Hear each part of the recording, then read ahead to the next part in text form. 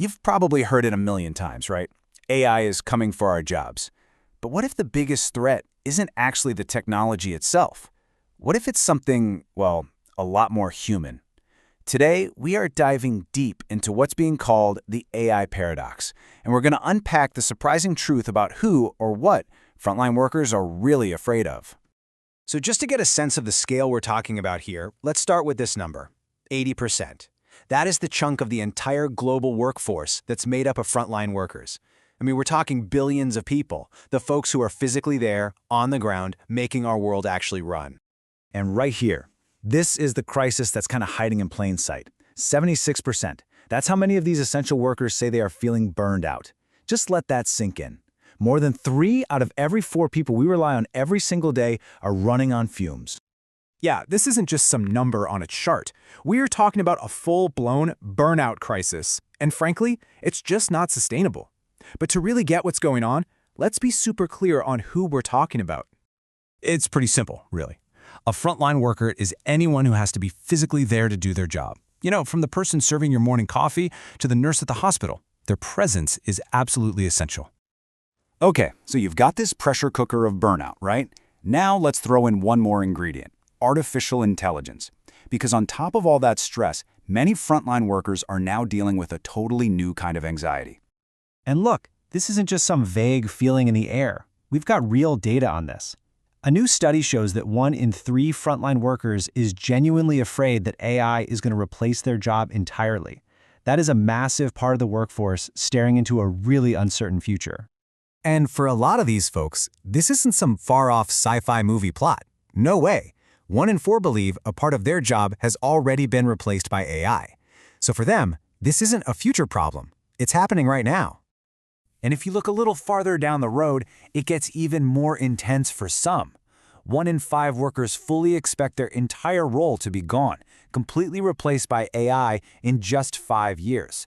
That's a pretty specific and pretty scary timeline. But here's where things get really interesting. This is where the paradox starts to show up. Because despite all that fear, an overwhelming majority, we're talking 85% of these same workers, believe that replacing the frontline workforce with AI would be a huge mistake. They still believe that human touch is irreplaceable. And that brings us to this really fascinating twist in the story. Because it turns out the relationship between AI and burnout isn't at all what you'd think. I mean, what if we've been looking at this whole thing completely backwards? What if AI isn't the villain in this story? What if it's actually part of the cure? Okay, you gotta hear this. The data shows that frontline workers who are actually using AI on the job report way lower burnout rates, just 41%.